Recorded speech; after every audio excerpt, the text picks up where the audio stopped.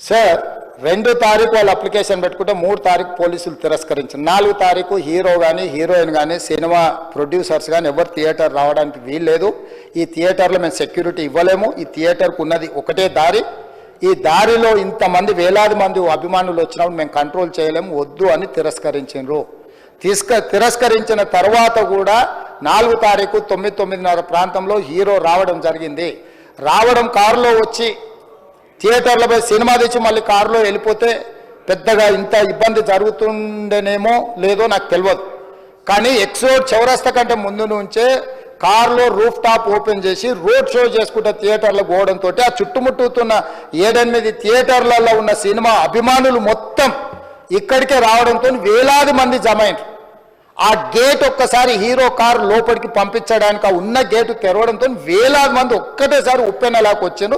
ఆ ఉప్పెనలో చనిపోయిన రేవతి, ఆమె కొడుకు, భార్య, భర్త, కూతురు వాళ్ళు అలాగైపోయి కొడుకు తల్లి ఒక పక్కన పోయి ఆ జనాల నుంచి తప్పించుకొని టికెట్ చేసుకొని ఆ తొక్కిసలాటలు హీరోను థియేటర్ లోపలికి తీసుకుపోవాలనుకున్న టైంకి అతను బండి మీద రోడ్ షో చేసి దిగేటప్పటికి వేలాది మంది హీరోను కలవడానికి చొచ్చుకొచ్చారు ముందుకు. అసలు అంటే ఈ రకమైన వాతావరణంలో అతన్ని లోపలికి తీసుకువెళ్ళాల్సిన సందర్భంలో అతను ప్రైవేట్ సెక్యూరిటీ ఇవాళ రేపు మనం ఫంక్షన్లలో బౌన్సర్లు అని మనం చూస్తూ ఉన్నాం. 50-60 మంది సరిగ్గా లెక్క తెలియదు, 50-60 అని అంటున్నారు, నెంబర్ 4 ఎక్కువ తక్కువ.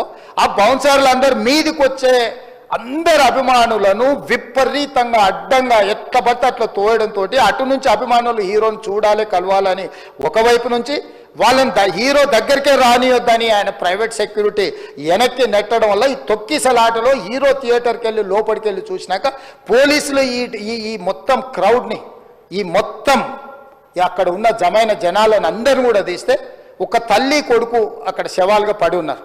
ఆ తల్లి అంత తొక్కిసలాటలు కూడా నేను ఆ వీడియో చూసిన ఆ తల్లి లోపలికి వచ్చినప్పుడు కొడుకు చేయి పట్టుకొని ఎంత జాగ్రత్తగా కొడుకుని తీసుకొని వస్తుందో తల్లి ప్రేమ ఎట్లుంటుందో అక్కడ నాకు చూసి నాకు అర్థమైంది. ఆ శవాలుగా మారిన తల్లి కొడుకు చెయ్యి ఇడవలే అధ్యక్ష, అట్లే చెయ్యి బిగ్గర పట్టుకొని పోలీసు వెళ్ళి చూస్తే ఆ తల్లి ఆ పిల్లగాడు ఆ తల్లి ఆ చెయ్యి వదలకుంటే కన్నబిడ్డను పట్టుకుని తల్లి చచ్చిపోయింది అధ్యక్ష. అట్లాంటి సిచ్యువేషన్లో పోలీసులు తల్లిని కొడుకుని హాస్పిటల్కి అక్కడ ఫస్ట్ ఎయిడ్ ట్రీట్మెంట్ చేసిండ్రు. పోలీసులు ఏం డాక్టర్లు కాదు, హుటాహుటిన తరలించిండ్రు. హాస్పిటల్కి వెళ్ళిన తర్వాత తల్లి చచ్చిపోయింది, పిల్లోడు కోమాలు ఉండు. ఆల్మోస్ట్ పోలీసులు పిల్లవాడు కూడా చచ్చిపోయింది అనుకున్నారు. బ్రెయిన్ డెడ్ అయింది, ఆక్సిజన్ అందక ఆ అబ్బాయికి. సో ఆ సిచ్యువేషన్లో వెనక్కి పోలీసులు వచ్చి హీరో గారికి విషయాన్ని తెలియజేసి హీరో గారు వెళ్ళిపోతే హీరో ఎందుకు వెళ్ళిపోవాలనుకున్నారు పోలీసులు అంటే ఇంకా వేలాది మంది అభిమానులు అక్కడనే ఉన్నారు. హీరో గారు థియేటర్లో కూర్చొని ఉండడం వల్ల సినీ ప్రముఖులు ఉండడం వల్ల ఈ బయట జమైన వేలాది మంది అభిమానులు అక్కడి నుంచి పోకుండా అక్కడనే ఉండడంగా థియేటర్ లోపల కూడా బాల్కనీలో టాప్ బాల్కనీలో హీరో కూర్చుంటే నేల కింది నుంచి పై వరకు వెనక్కి తొక్కుట పైకెక్కి హీరో చేతులు కలపాలని కోతులు ఎగబడ్డట్టు కోట మీదకి కోతులు ఎగబడ్డట్టు ఉల్టా పైకి తొక్కిసలాట జరిగింది అధ్యక్ష. థియేటర్ వాళ్ళు పోలీసులను హీరో దగ్గరికి వెళ్ళి చెప్పడానికి కూడా అనుమతి ఇవ్వకుండా థియేటర్ వాళ్ళు పోలీసులను బ్లాక్ చేశారు అధ్యక్ష. ఎప్పుడైతే హాస్పిటల్లో తల్లి చచ్చిపోయిన పిల్లగాడు కూడా ఆల్మోస్ట్ చావు నోట్లో ఉన్నాడు అని తెలిసి పోలీసులు వచ్చి ఏసీపీ వెళ్ళి చెప్పడానికి పోతే థియేటర్ సిబ్బంది లేదు హీరో దగ్గరికి వెళ్ళడానికే వీలేదని చాలాసేపు పోలీసులను కూడా హీరో దగ్గరికి పోనీయలేదు అధ్యక్ష వాళ్ళ ప్రైవేట్ వీళ్ళు.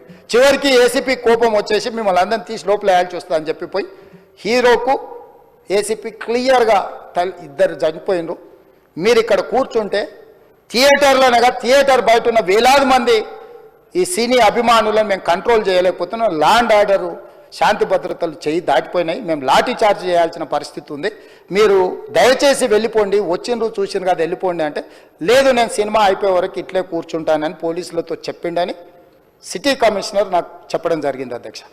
అదేవిధంగా ఇంకా కంట్రోల్ కాకపోవడంతో అప్పుడు డీసీపీ పై అధికార రంగంలో దిగి వాళ్ళ అందరినీ లోపల వాళ్ళు ఎంబడున్న అడ్డుకుంటున్న వాళ్ళను పోలీసులతో జరిపించి చక్కగా డీసీపీ పోయి హీరో గారికి బయట చనిపోయినరు, పరిస్థితి చాలా గందరగోళంగా ఉన్నది, మీరు ఇక్కడ నుంచి కదలాల్సిందే లేకపోతే మిమ్మల్ని పోలీస్ స్టేషన్కు తీసుకెళ్లాల్సిన పరిస్థితి వస్తుంది, మీరు ఇక్కడ నుంచి కదలాల్సిందే అని బలవంతంగా అతన్ని సినిమా మధ్యలో 12 గంటల సమయంలో రాత్రి 12 గంటల సమయం అట్టిట్టుగా ఆ సమయంలో అతను తీసుకొచ్చి బండెక్కిస్తే మళ్ళీ అతను రూఫ్ టాప్ ఓపెన్ చేసి మళ్ళీ చేతులు ఊపుకుంటూ రోడ్ షో చేసుకుంటూ అంటే తల్లి చనిపోయి పిల్లగాడు చావు బతుకుల మధ్యలో ఉన్నాడు, మీరు వెళ్ళండి అని వెనక్కి పంపిస్తే కూడా మళ్ళీ కారులో రూఫ్ టాప్ ఓపెన్ చేసి చేతులు ఊపుకుంటా అభిమానులను సంతోషపెట్టుకుంటా రోడ్ షో చేసుకుంటా అతను వెళ్ళిపోయింది అధ్యక్ష. పోలీసులు కేసు చేసిరు. కేసు మీద థియేటర్కి సంబంధించిన కొంతమందిని అరెస్టు చేసిరు. అరెస్టు చేసి 10-11 రోజుల తర్వాత పోలీసు హీరో గారింటికి వెళ్ళిండ్రు. మీరు కూడా కేసులో A11 మీ మీద కేసు ఉందని చెప్పడానికి పోలీసులతో దురుసుగా ప్రవర్తించిండు. మీరు ఆ వీడియోలన్నీ కూడా చూసిండ్రు. ఆ పరిస్థితిలో చట్టాన్ని అమలు చేసే పోలీసులు ఆల్రెడీ ప్రాణాలు పోయినాయి, ఒక నిరుపేద తల్లి చనిపోయింది, కొడుకు చావు బతుకుల మధ్యలో ఉన్నాడు. ఆ రోజు కోర్టుల కేసులు కూడా వస్తున్నాయి. కోర్టుకు కూడా మీరు విచారణలో ఏం చేసిండ్రని కోర్టుకు కూడా పోలీసులు జవాబు చెప్పాల్సిన పరిస్థితి ఉండే అధ్యక్ష. దాంతో మాట్లాడితే వాళ్ళు చాలా బాధ్యతారహితంగా సమాధానాలు ఇచ్చారని మా పోలీస్ సిబ్బంది చెప్తాను. దాంతోనే అతన్ని పోలీస్ స్టేషన్ తీసుకెళ్ళారు అధ్యక్ష. ఇక్కడి వరకు ఒక హీరో, ఒక థియేటర్లో జరిగిన సంఘటనలు, వీటన్నిటి నేపథ్యంలో పోలీసులు వాళ్ళ విధి నిర్వహణ నిర్వహించారు అధ్యక్ష.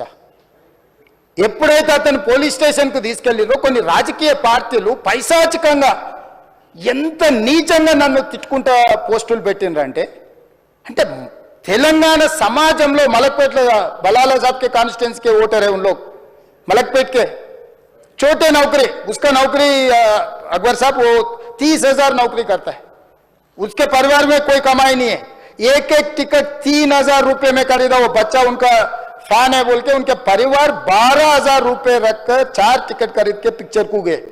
30,000 महीने को कमाने वाले నెలకు 30,000 జీతంతో పనిచేసి ఒక ప్రైవేటు చిన్న దాంట్లో ఉద్యోగం చేసుకునే తండ్రి తన కొడుకు ఆయన అభిమానాన్ని కుటుంబము 12,000 రూపాయలు 3,000కు ఒక టికెట్ 12,000 రూపాయలు పెట్టి సినిమా థియేటర్కి వెళ్తే థియేటర్లో చనిపోయిన 11వ రోజు వరకు వీళ్ళు ఎవరు హీరో కానీ ప్రొడ్యూసర్ కానీ ఎవరు కానీ ఆ కుటుంబాన్ని చనిపోయిన కుటుంబాన్ని కానీ హాస్పిటల్లో చావు బతుకుల మధ్యలో ఉన్న పిల్లవాడిని పరామర్శించడానికి కూడా పోలేదు అధ్యక్ష.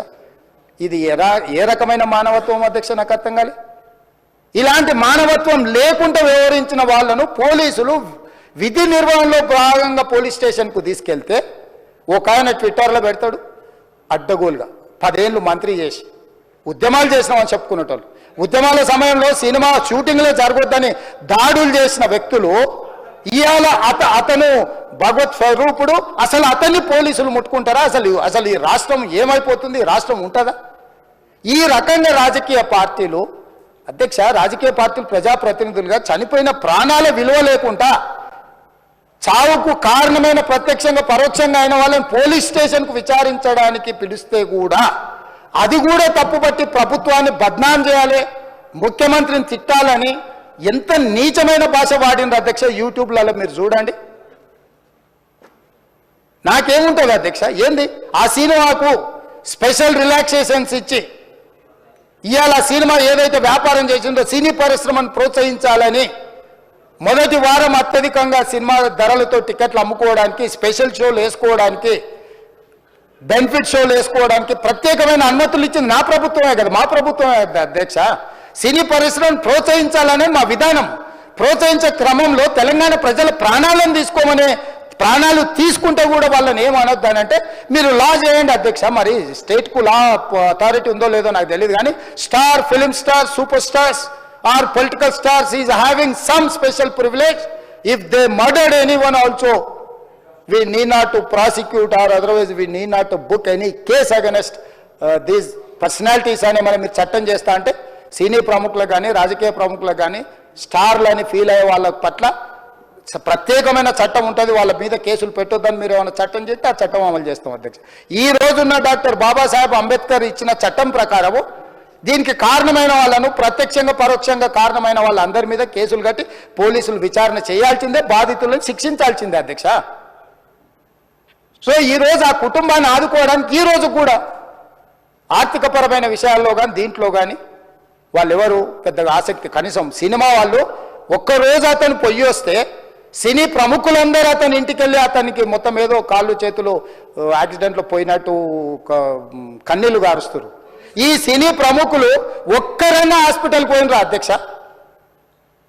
నేను సూటిగా తమ ద్వారా సినీ ప్రముఖులను నేను అడుగుతున్నా అధ్యక్ష.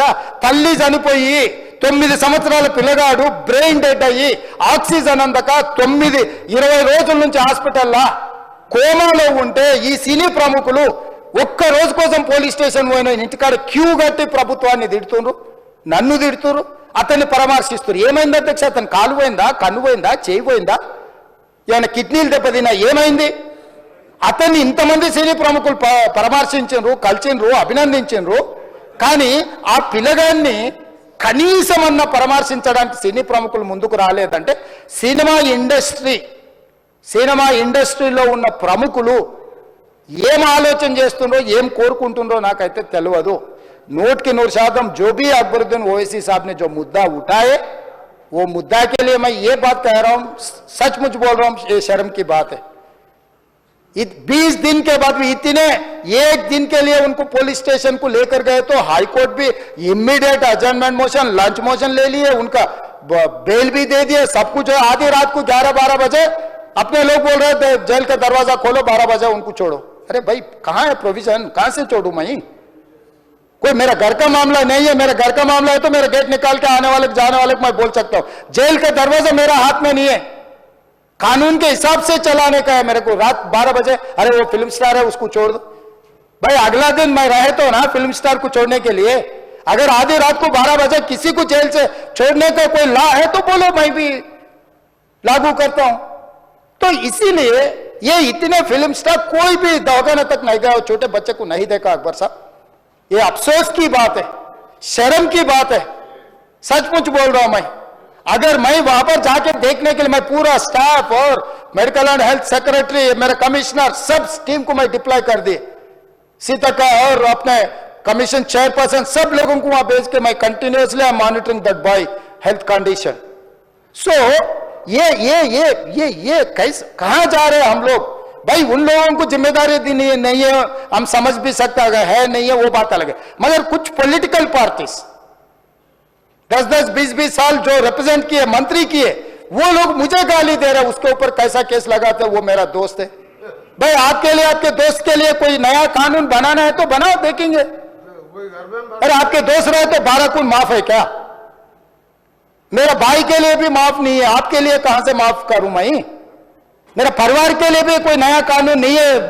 स्पीकर साहब, मैं ये कुर्सी में बैठा हूं, जो कानून है डॉक्टर बाबा साहब अंबेडकर जी ने जो कानून दिया, कानून के हिसाब से हम सरकार चलाएंगे.